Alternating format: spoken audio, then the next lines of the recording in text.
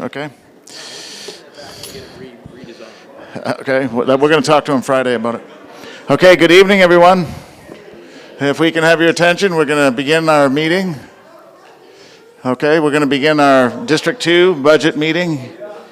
And if we can have everybody, Deanna, back there, if you can help those folks be quiet. Yep, because we got to get started. We want to be able to hear. I'm sorry, I'm in the wrong room. You're in the wrong room. We give you an A. We'll give you the A. Yeah, we're giving out A's tonight. Councilman Molina, right? Yeah. Okay, great. Well, we want to welcome everybody here. I'm Peter Zanoni, the city manager for the city of Corpus Christi.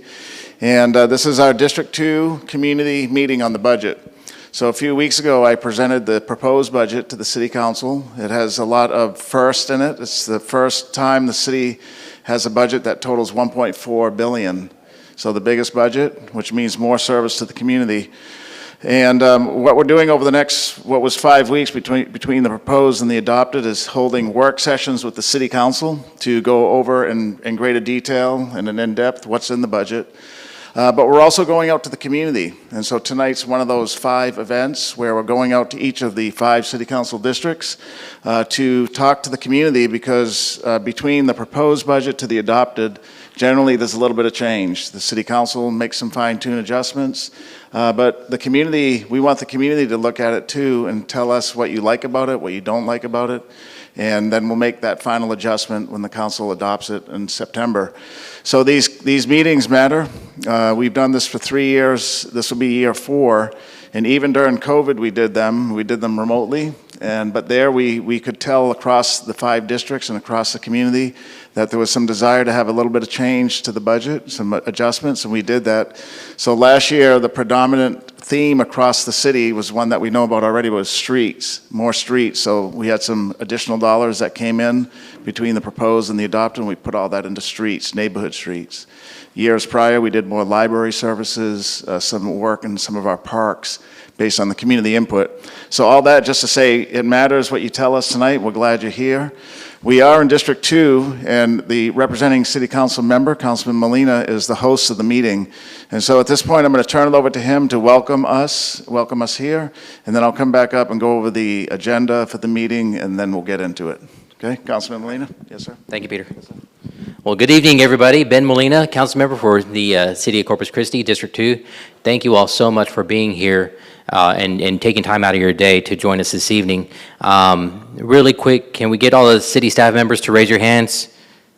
That way the citizens here can know who's in the room. This is the support that we have here, and we want to make sure that we had the people here in the room that can answer your questions. Really quickly, I'd like to thank my colleagues for joining me here today. Councilmember Pusley, Councilmember Barrera in District 3, Councilman Hernandez in District 5, and Councilmember John Martinez at large. So, guys, thank you all for being here. This means a lot to me. I appreciate your support. Real quickly, I just want to go over some things, and then we'll get on with the show. As your council member, we've listened to your concerns, and we're continuing to work to find solutions. We know that streets is always going to be a top priority, and it has been for many years for us. And so with this budget, we're earmarking $136 million, over $136 million, that is going to go into our preventive street maintenance program and to continue to fix our streets. That's what you said. That was a charge that you gave us, and so that's what we're going to continue to fulfill for you all here. In my time as a council member here, going on 6 years, one of the things that I'm extremely proud of is moving forward with the Vision Zero program, and that could not have happened without the support of my colleagues here and, of course, the hard work of the staff. So, forgive me, staff members. Thank you all so much for the hard work that you all are doing to help make this happen and to help move our city forward. I appreciate you all. So with Vision Zero, it's our public safety initiative that the goal is to reduce traffic fatalities for our pedestrians and our cyclists, and essentially make our streets safer. And so that has been a top priority of mine.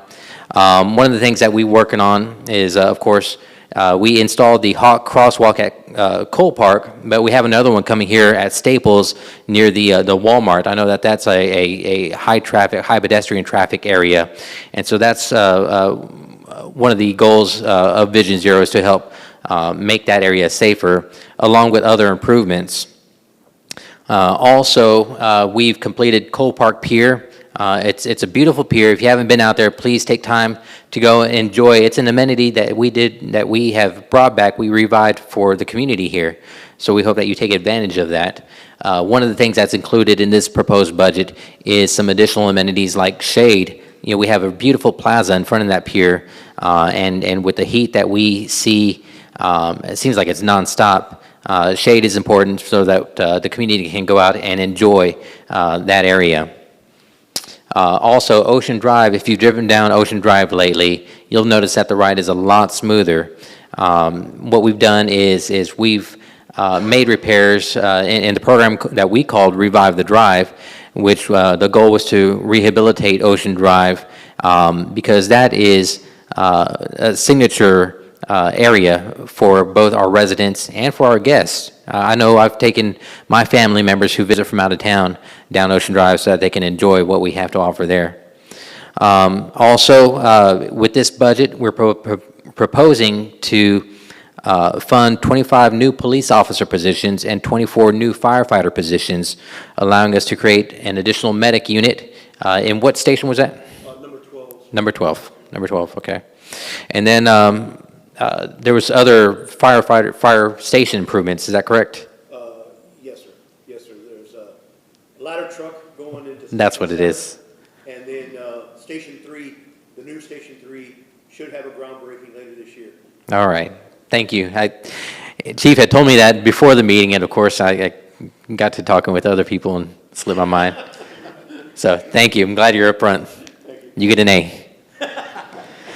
So that's my comments. Thank you all, the citizens. Thank you all for being here. Thank you for being engaged. And you know, like I said, we have the whole team here that we want to hear your comments, your concerns, and hopefully we can get your questions answered. So thank you all. Thank you, Councilman. Gabby, we're gonna announce that we do have Spanish translation services in case somebody needs Spanish translation. I'm gonna have Gabby do that in Spanish. Yes, ma'am. Ok, si alguna persona tiene alguna pregunta que hacer para cualquier persona de aquí de la ciudad y su inglés es limitado, me puede decir a mí y yo traduzco la pregunta y la respuesta también va a estar traducida en español. Great. Thank you, Gabby. Okay, so Councilman Molina did a great job summarizing some of the key things in the budget. It does focus on our basics, and we're going to show you a video here in a moment, but more police officers, 25 more police officers, the biggest one-time ad in the chief's 35 years here in the city, and maybe even beyond that. 24 more firefighter paramedics in this budget, also a very significant ad. 136 million for streets, including neighborhood streets. With this city council's policy direction over the past 3 years, 336 million for streets. Is that good or what? Okay, yes. I was going to say, I don't know if that was too much or something because you guys are kind of quiet, but yes. And then we're focused on parks. We have some beautiful parks here in City Council District 2 and really across our city, but we need more amenities, better maintenance, and we also focus on our beaches, including McGee Beach and North Beach. So more investment in our parks. Animals, we're concerned about animals as well, more spay-neuter services and more services at the animal shelter where people adopt animals. And then water and wastewater infrastructure, it's something that we take care of. We're the regional water producer, distributor, and planner for 7 different counties, over 500,000 people. More investment in our water plant and in our distribution system. It's between 30 to 50 million, I don't want to get the number wrong, but almost 50 million. West, right, a new water line replacement, which is unprecedented for our city, and we're going to try to keep doing that every year till we get caught up. More investment in our wastewater treatment plants. We know we have 6 of those across the community, and over the decades they've fallen into somewhat disrepair, so massive investment there as well. So you're going to see this in this budget video that we're going to show you. And then after this, we'll take a quick break, not a break to leave, but just a quick transition in videos, because we also want to talk to you tonight about the City Council's bond program that is scheduled to approve next week. They already approved the list of projects, but it's a $125 million bond program that the voters would consider this November. No property tax rate increase to do this bond program. It invests significantly in streets. Again, of the $125 million, over $92 million, almost 75% is for streets, $20 million for parks, $10 million for police and fire, and then $2.5 million for the Lauritama Library to get the outside looking like it should. So we're going to show you that video also. So we're going to begin with this video here, which is on the budget.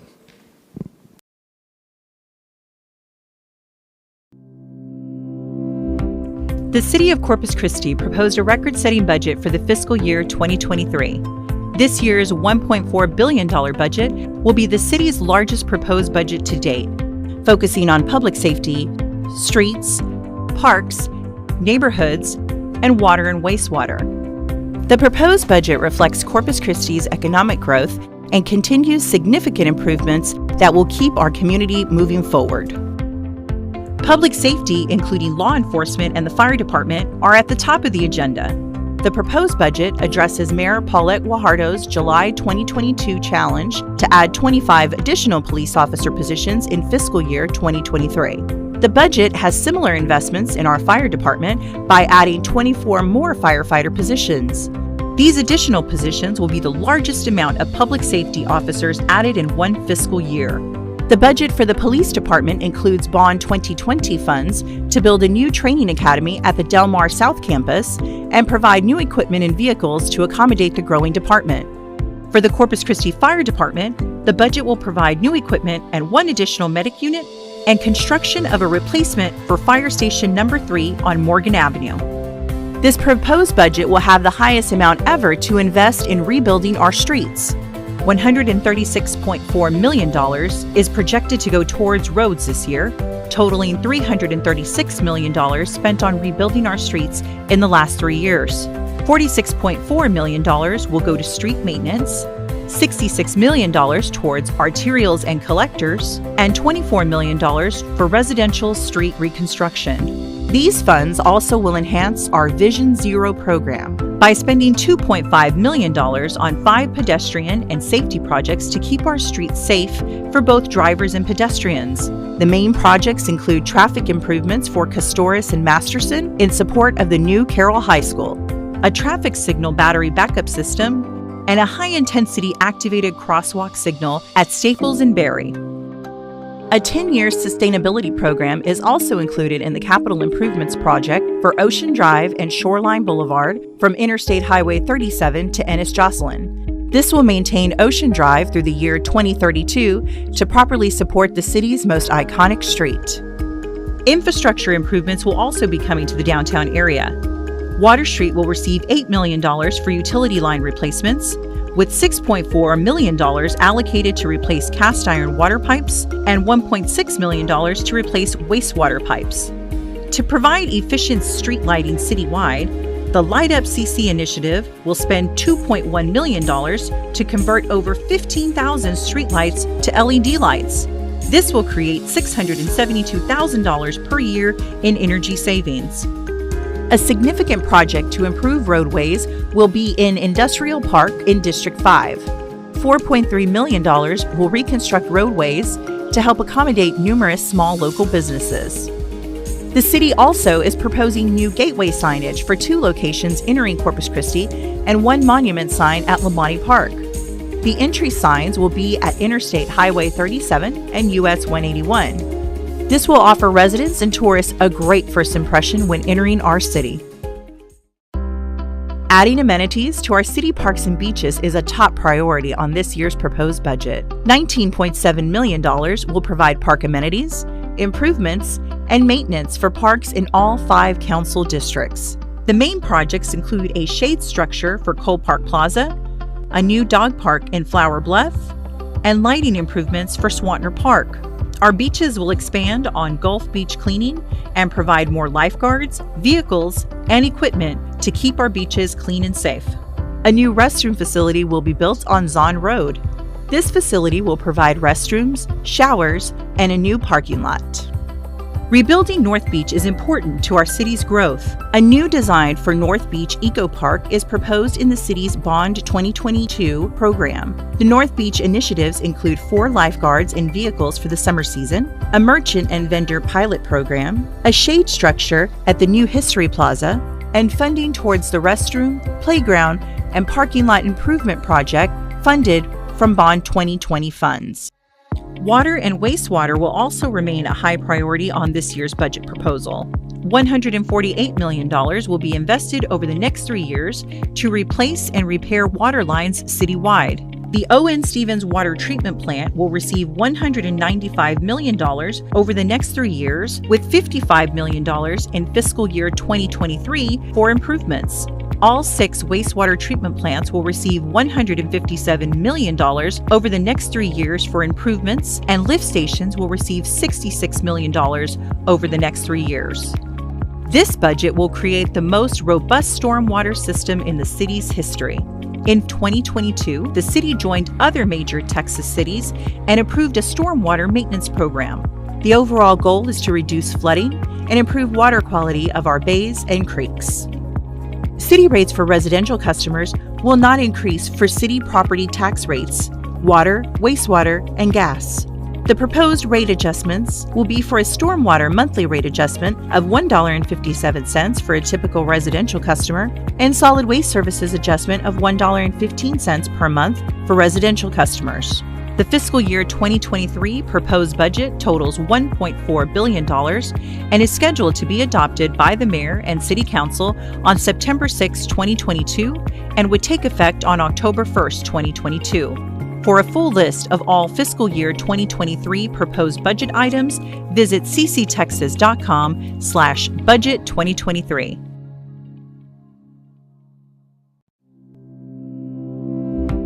The City of Corpus Christi proposed a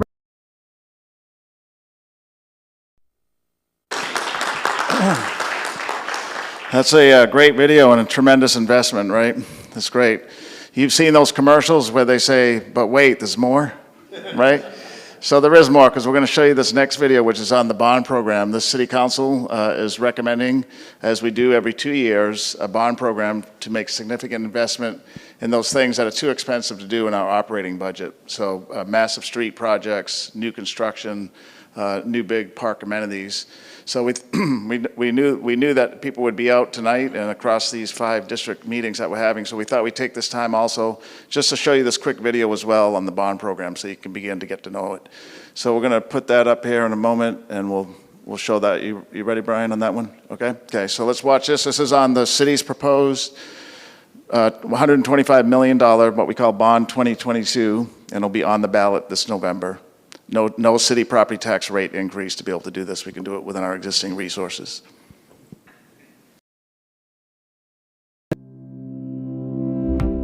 The Bond 2022 program proposes 32 projects allocating $125 million towards streets, parks, public safety, and libraries.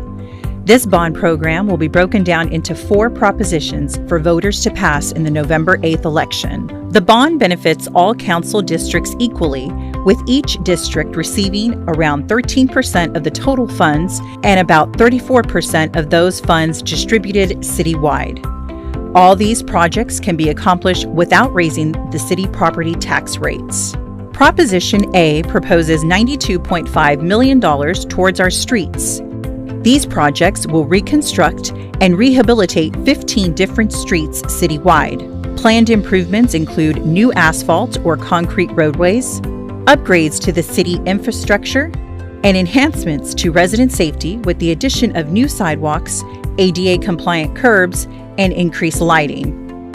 Proposition B proposes $20 million towards our community parks.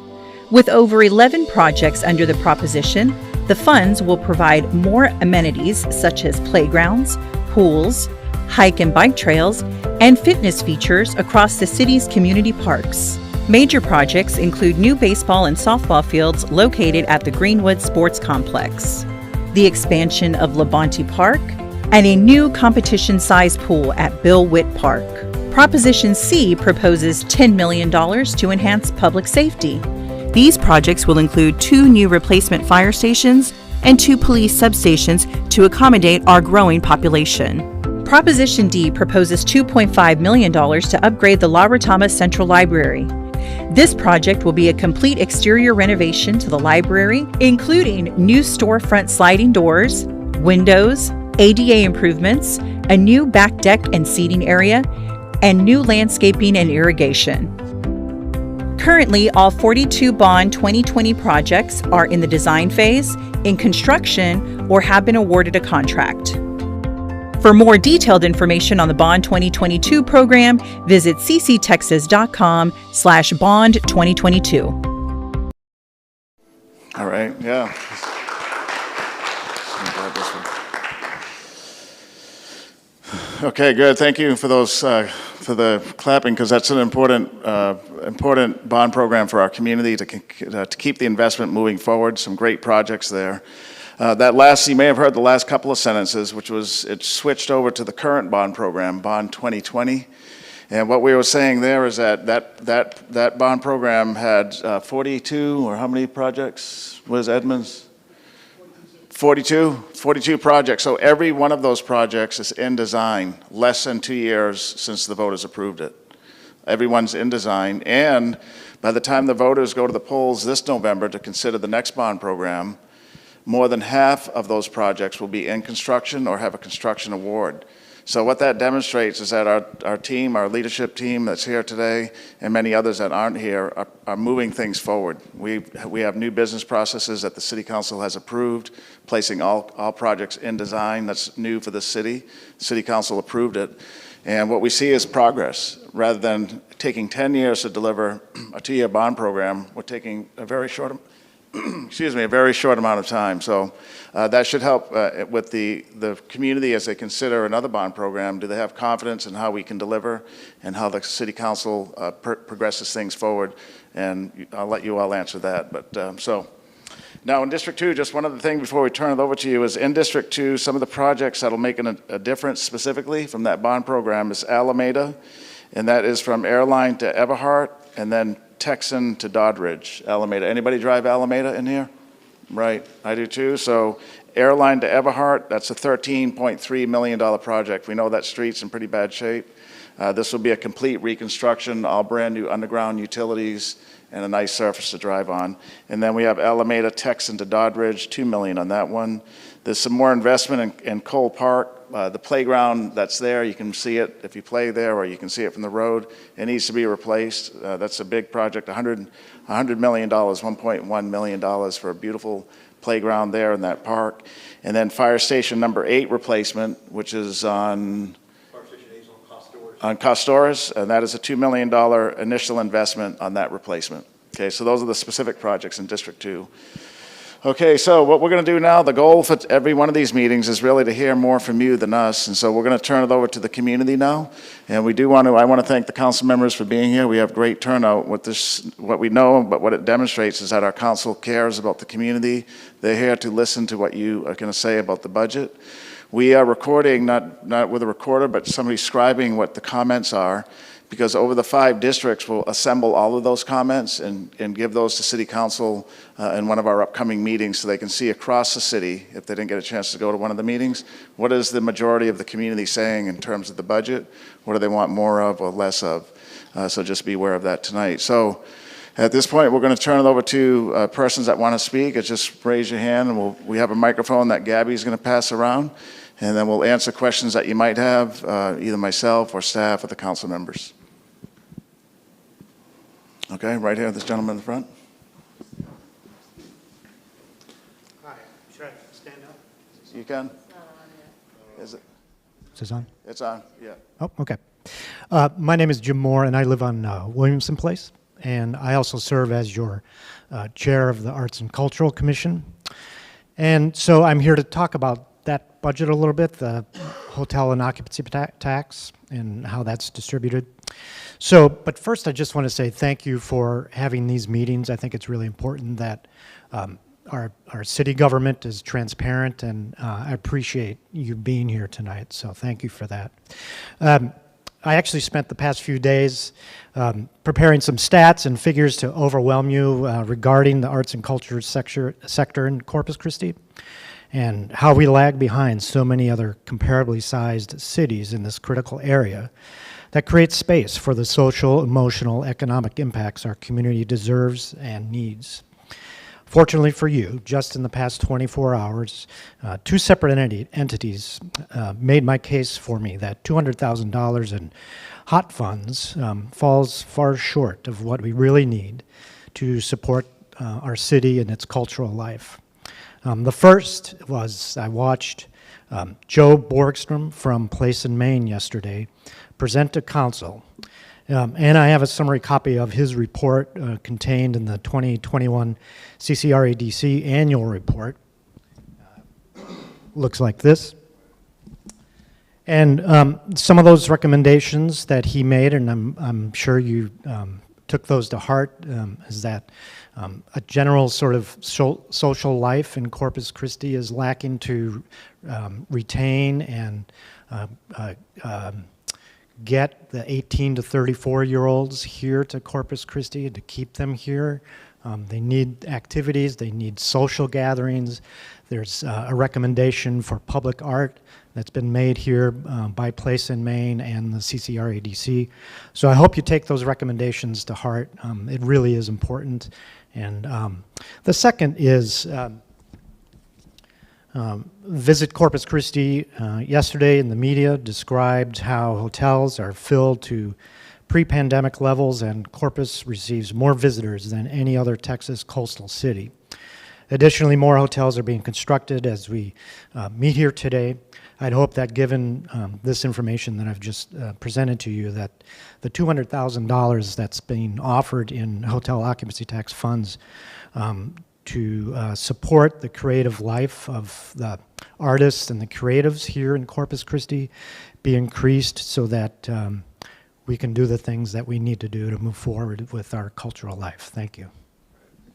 Thank you for those comments, and thank you for chairing that board. It's a very important one that does give us and the City Council advice on how to progress forward. Thank you for being here this evening. Okay, we have plenty of time for someone else to speak. Yes, ma'am. Deland Torres. I live on Lansdowne, which is not District 2, but I'm here representing Express Soccer, which is located at Salinas Park. Let me go ahead. I don't like to turn my back on anyone, so. Yeah, it's a big room. Come on up. Salinas Park is located at the corner of Airport and Horn Road on the backside of the golf course. And Express Soccer has been there prior to even its completion and being a part of the interest of our growing organization. So I'm interested in the money that's been already allocated, the $1 million toward the park for the walking trail, along with lighting for fields and the walking trail. Interested in, of course, that field part, especially. Along with the monies allocated in the upcoming bond, but Salinas Park isn't on that bond. And my concern is just one item, and that's the fact that we actually haven't completed the original project for the entire park. So that's something I would love City Council, and I've already been approached of having conversations about that since our beach tournament we had down at McGee Beach with over 170 teams from all over Texas, especially West Texas and the Panhandle. They don't have a beach, so they were here. And I bring that up because they want to come back year after year.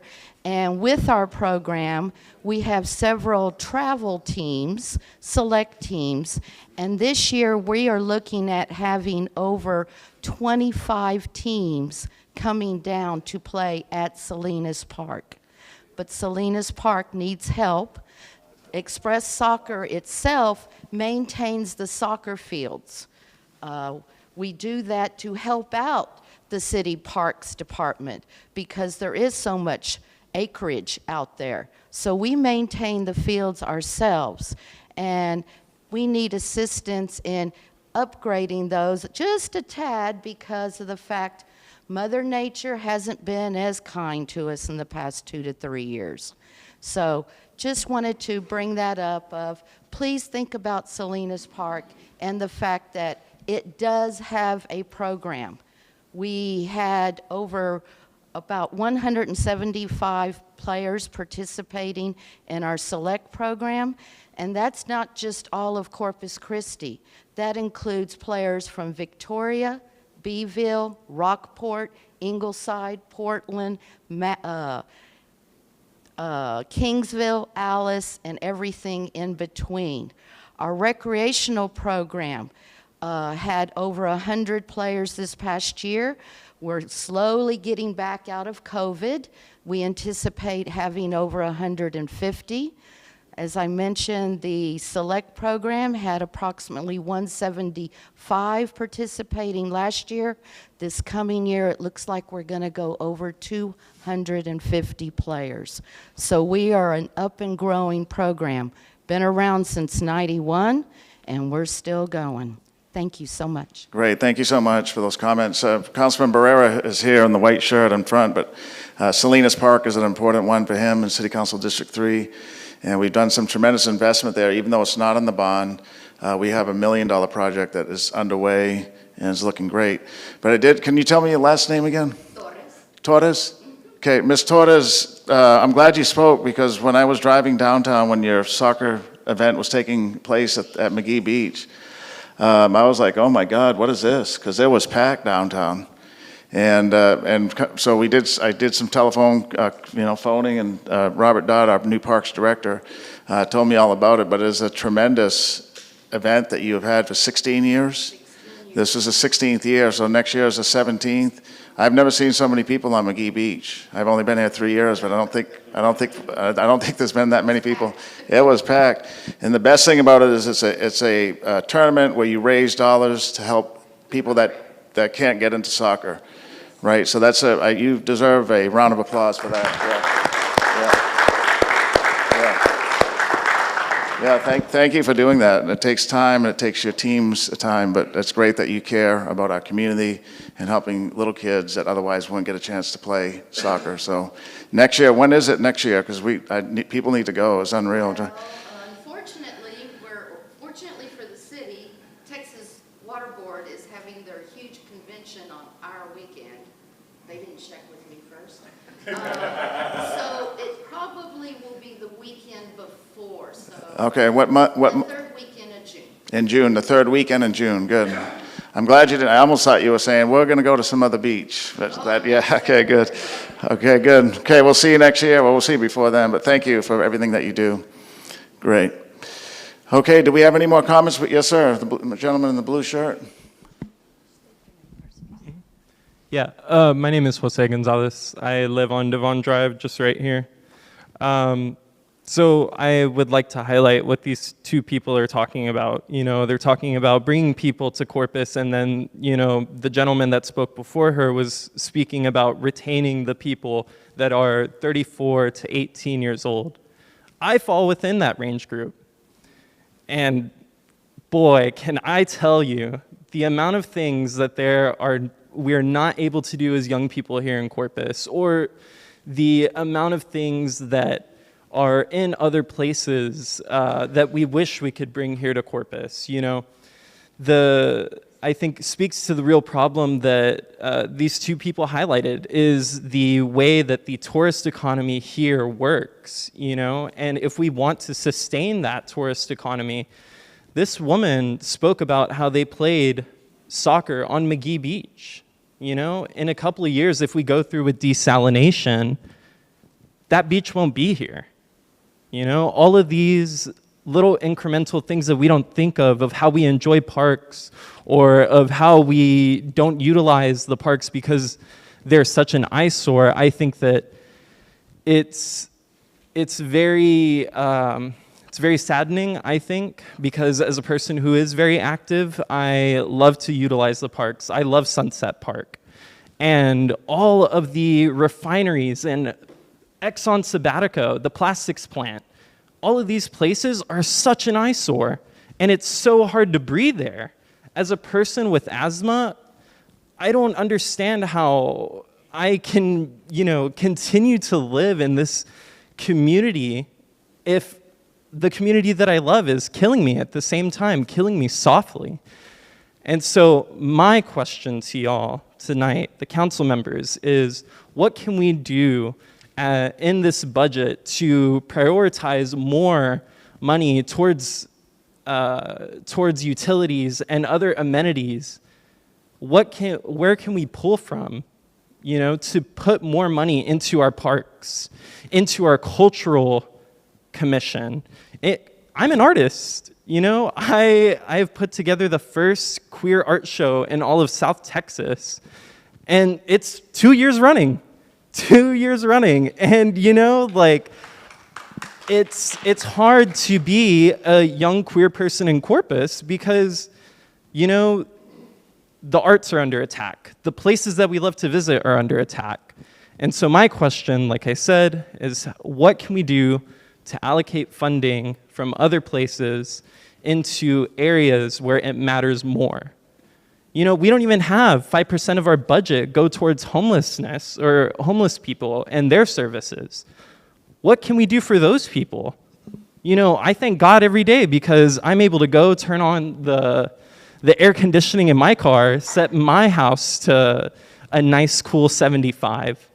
These people don't have that option. So, we have libraries. We have these places where people can go, cooling centers, warming centers. What can we do for them?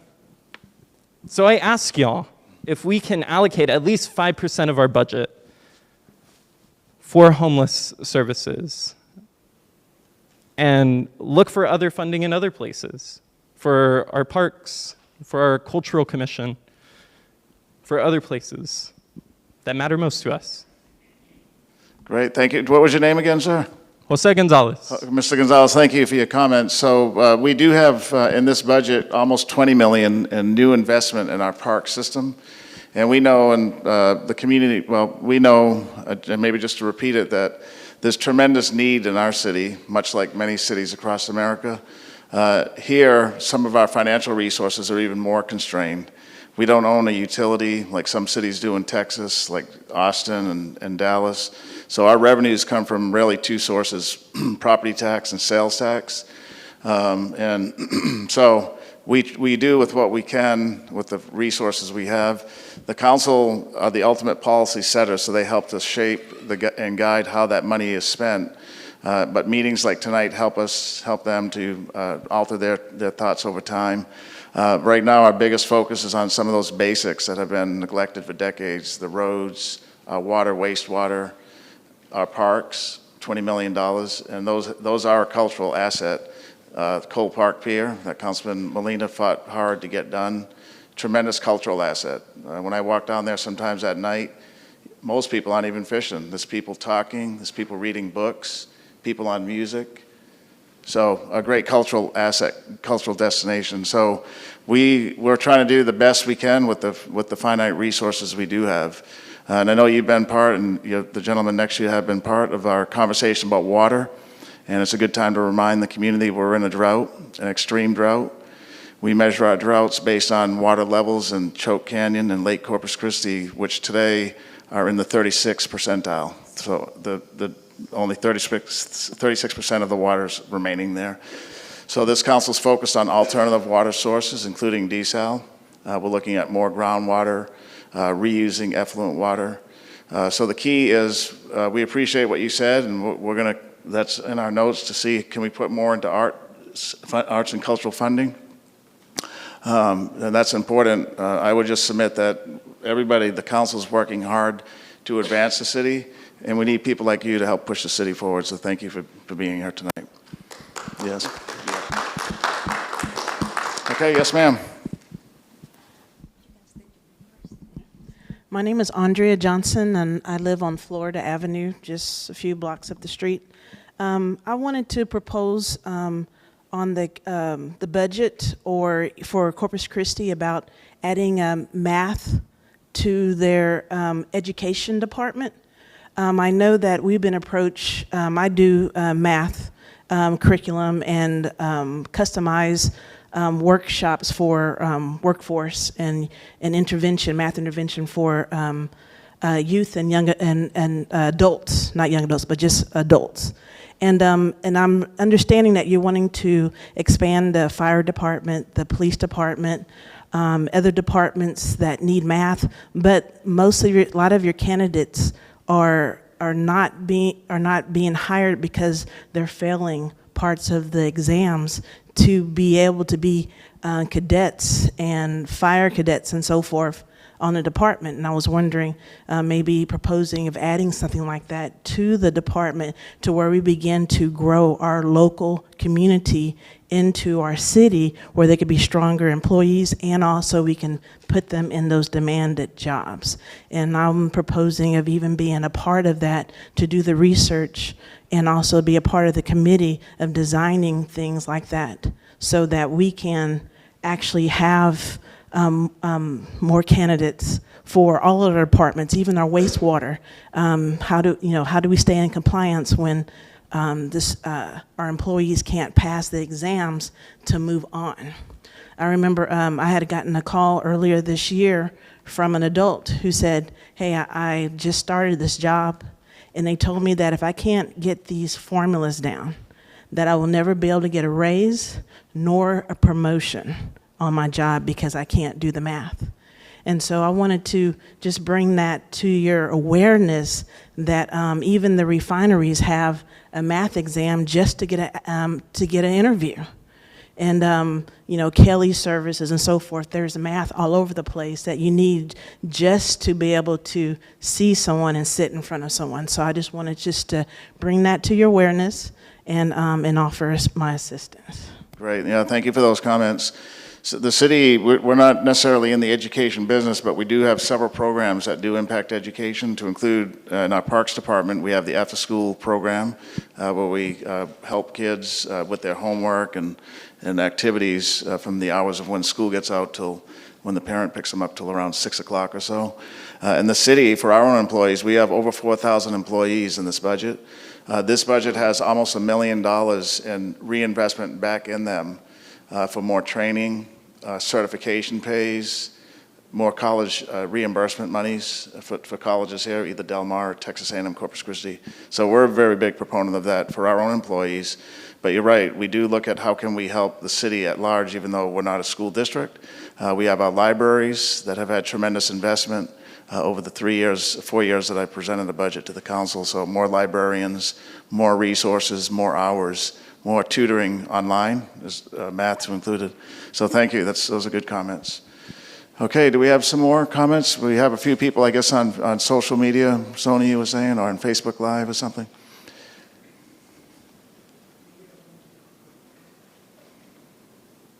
Okay, I'll say it. Yes, so from our Facebook Live feed here, we have a question from Joy Green. And the question, comment then to a question is, the budget proposal is so necessary. I'm wondering if there is a conversation about equity in how the funds are allocated versus equally. There's a difference. Some areas need more, and this should be taken into consideration when funding is allocated. Okay, that's great. Yeah, real good question. So 2 words, equity versus equally. And I know Councilman Hernandez he and I get in this conversation all the time, but when you look at our streets area, our funding in streets, it's not divide by 5. Why? Because we know that in the older sections of the city, the older inner city, the west side, even the near downtown, those streets are older and they've been neglected longer. Whereas, and we know we have old streets in the District 5 area, but it's a more newer area of town, so the streets are in a little bit better shape, even though we're improving the design standards to make them even better. But So the city does do that. We don't just divide by 5. We look at where has there been neglect and a disregard maybe for the area, and where do we have to put more into so that they're more on an equitable playing field. So we do that on the budget, and that's a good question from our Facebook person that messaged in.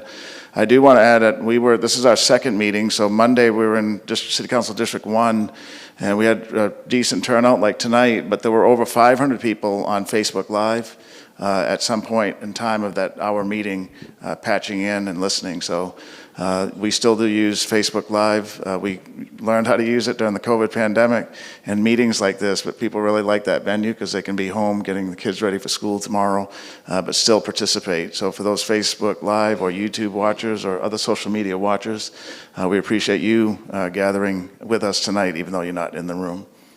Sony, was there some more questions? Okay. Okay, great. Do we have any other questions from the community? Yes, sir? Oh, we got 2? Okay. Howdy. I live on Circle Drive in District 2, and I think when you hear such plain arguments from Mr. Gonzalez there and Commissioner Moore, it's pretty common sense and straightforward, so I just want to echo their sentiments. Thank you. Thank you, sir. And before you speak, sir, there was a question on homelessness, I think from you, sir, and so we do have now staff at City Hall, 3 of them dedicated to homelessness and affordable housing. And so just a quick story, 3 years ago when I first came here, I drove to City Hall, that's where we work, but there's a lot of homeless people around there, and we have it more controlled today in terms of getting them to services. But after about a week of driving in every day when there was a lot of homeless and didn't seem like there was a plan to help any of them, I asked the staff that were there at City Hall, who's in charge here at City Hall for homelessness? And they all kind of looked around. They said, Peter, we have nobody here that does that. I'm like, no wonder. So that year 1 in our budget, we redirected resources and had 3 staff persons or 3 positions recreated to focus on homelessness and affordable housing or workforce housing. So that team is in place today. Our goal in the city right now is not to be a big homelessness provider because there's over 30 in the city today, and some reports between 30 and 60 agencies that are pretty decently funded. Our goal is to help them coordinate to work together and for us to develop a strategy on how we address homelessness. So the city is working on that, and I think what we see today is a little bit better than what we had 3 years ago, but we do know there's a lot more work to do. So we appreciate you bringing that up. Okay. Hi. My name is Brandon Marks. I live in District 2 on Rosebud Avenue. And the reason I'm speaking tonight, and really wanted to respond to what you said, Mr. Zanoni, about how the city of Corpus Christi has limited financial resources in comparison to other cities, and we have to do the best with what we have and prioritize. And yet, I'm concerned about the city's continued insistence on pushing for desalination. I know in this fiscal year's budget, and it's hidden on page in the 300s of the capital improvement program, but there's in this fiscal year almost $10 million set aside for desalination. And over the next 3 fiscal years, it's over $270 million. And that's funding that's not going in other needed areas of the city. And you mentioned that we're in a drought right now, and level 1 restrictions. And I think it's interesting that you bring that up because it's a city-made crisis, because the city of Corpus Christi has committed 80% of the regional water supply to heavy industry in the area. That's only 20% going to citizens like me, and yet we are the ones slapped with drought restrictions while the large, heavy industrial businesses enjoy their drought-exempt status. And we might be getting close to level 2 drought restrictions, and that would mean that people would start getting fined for using more than 3,000 gallons of water, and yet the city council just gave the Exxon Sabic plastic facility 20 million gallons of water a day, and yet they would not be under drought 2 level restrictions. And so that's why I'm so concerned about desalination, not just because it would be expensive and environmentally harmful to the bay, but because it would bring more polluting industries to the area, more petrochemical plastics plant that are heavy water users. I know the Regional Economic Development Commission has already identified 8 petrochems that want to move here. That's why I don't understand why the city wants to spend $270 million on a desalination facility in the Hillcrest community that does not want the facility in their backyard in what was supposed to be a buffer zone between their homes and the heavy industrial refineries. And so I have a few questions. Number one, of the almost $10 million in this fiscal year, how much of that money does the city already have in the loans that it has taken from the Texas Water Development Board, and how much more, how much of that estimated $9 million would need to be drawn out in a new loan? My second question is, are you willing to listen to the Hillcrest community and not put the desalination facility in their backyard? And my third question is whether or not all of the city council members here today will commit to giving no more water to heavy industrial users. 80% is enough, and they should be paying their fair share. And the city should be investigating alternative water uses like groundwater in the Evangeline project that can provide more water for the people who live here and not for more heavy industrial users. Thank you. Right. Thanks, Mr. Marks. I'm glad you brought that 80% up because we do need to correct it for the record. I see it on your social media as well. It's not 80%. 80% does not go to industry. It's less than 50%. And we're getting those numbers refined because in that 50%, that's a big delivery to San Pat Water District, who has to help us break down how much do they give to residential or commercial. So please, it's not 80%. We'd be in big trouble if that was the case, because 20% for the community to have to manage. So it's less than 50% that goes to large volume users in our community. But you're right, we're in a drought. And in the 3 years I've been here, we've had numerous water companies, water experts from across the globe come here to give us advice on how can we get more water. If there was a easy choice, we'd have it right now, but there isn't. So seawater desalination is the cheapest price point for the community. We focus on a couple things when it comes to water. One, the environment. Two, the affordability. If it's not affordable, it's almost impossible to do. So seawater desalination, we just heard a consultant today tell us it's used extensively across the world. It is extensively. So we're studying that issue. Your three questions were, tell me again, Mr. Marks. Oh, okay. Right. Okay, so the budget has, for one desal plant, the estimate today is about 220 million. So the 270, I'm not sure of that number, but about 220 million, less than 200 million maybe is between 200 and 220. We have a loan from a state agency known as the Texas Water Development Board with a low interest rate. So again, that goes to affordability. That's already been approved by our application. About 10 million of that has already been advanced to us. Those dollars are being used for finalizing permits, acquiring property, and then getting energy to the site. So that's the answer to that. The Hillcrest community, I've been there. We were just there about 8 weeks ago for several hours one evening, and we continue to engage them. We know the leaders there. The plant is actually in an industrial area that has still a buffer zone. So we're mindful of their concern. The key thing, though, is the plant is very quiet. In fact, it would be the quietest thing in that row of facilities that are there, and it doesn't have any emissions. It's quiet, no emissions, and very low truck loads every day compared to what's there today. So we're mindful of them. And your third question was if the council members in the room will commit to bringing no more. Right. Yeah.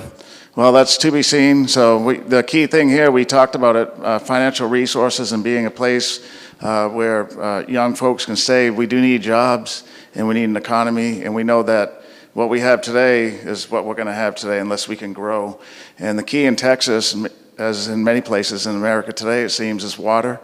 And so unless we have more water, we're going to be just like we are today. So I think the commitment is we're committed to the community.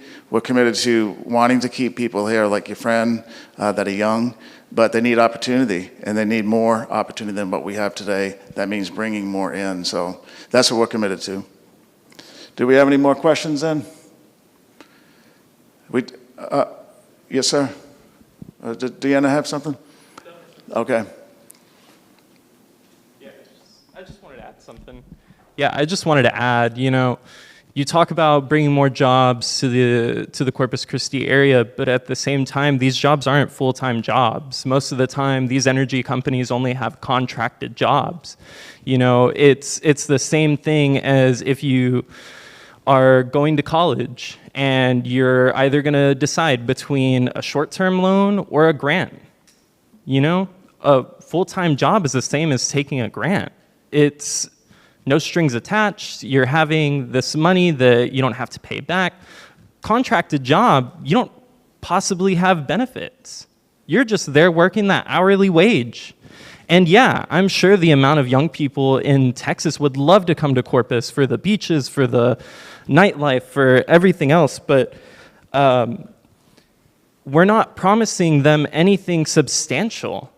It's just a faulty promise that we're painting for these kids, these young people. So I ask you, what are the jobs that you're talking about that are full-time positions? Because I haven't seen them yet.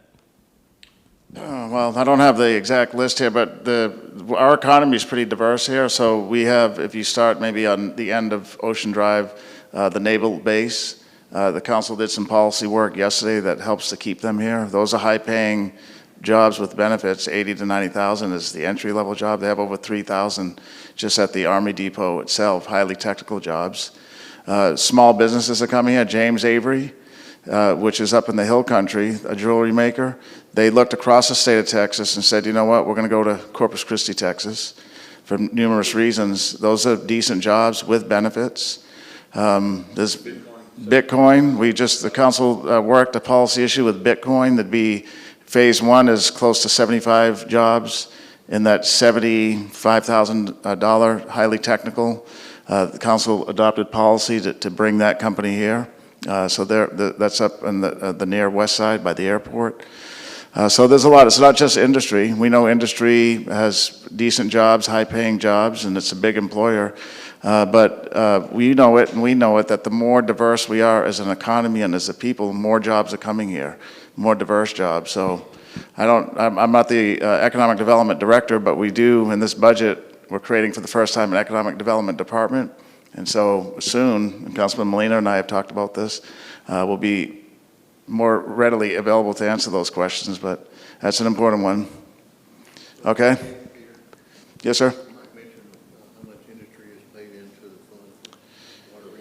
Okay, that's a good point. So the industry, in our water plan, where we do put restrictions on what we consider auxiliary use or secondary use, like watering your lawn 5 days a week, is it necessary? So the plan has steps in there. For the industry, what is in our plan is that from day one, back in 2018, they began paying 25 cents more than any of us per 1,000 gallons of water.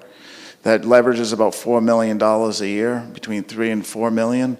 Today, there's almost 18 million from heavy industry that's in this fund to help build whatever we build to get more water. So they're paying more for water than us in this room by a self-imposed surcharge, if you will, 25 cents per 1,000 gallons of water that they use. That goes into a fund to help facilitate the finding of and then the development of an alternative water source. Good. But I do want to remind everybody, we are in a drought. We talked about this in District 1, and we talked about it extensively yesterday. We know that. I think you can tell by looking around. This council is focused on alternative water sources. We need more water. I'm focused on this every day. It's the first thing I look at is what's the levels in our lakes. So we as a community, though, need to come together to know that we own it. It's not just us in the room. It's commercial customers. It's industrial customers. We're meeting with the industrial customers Monday. We're meeting with many of the managers in some of these smaller communities in Portland and around this area, Alice, tomorrow, so that we can regionally talk about this issue that we all have to own. It's not them or us, it's us, them or we. I don't know if those are the right words, but it's us. We all as a community need to get out of this drought. We have one just about every 10 years, and this is right on track with the last drought we had of record, which was between 2011 and 2015. This one, though, if it continues, will prove to be the drought of record, and that's what it's looking like. So be mindful of what you use. Our saying is, every drop matters, and try to use less water. We all have to do that. So That concludes our presentation tonight. Again, we've taken notes of what everybody said. Those will be compiled in a comprehensive report and shared with the council. For the people that are on social media, we thank them for joining. We thank the council members for coming out tonight. I'm going to turn the microphone over to Councilman Molina. We're in his district, and he's the host, and we'll have him close it out for us. All right, thank you, Peter. Again, thank you all for coming out tonight. Just to remind everybody, this budget is not approved just yet, so there's still time for this input, and we do have a record of making these changes in the past before the budget gets approved. So that's what these opportunities are here for that input.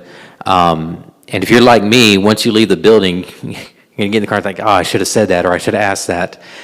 This isn't the only opportunity to make sure that your voice is heard. There's several other community input sessions, but not only that, our contact information is available online, and you can email us, call us, either the council members and the mayor or city staff, and we'll make sure that you get your issues and questions addressed.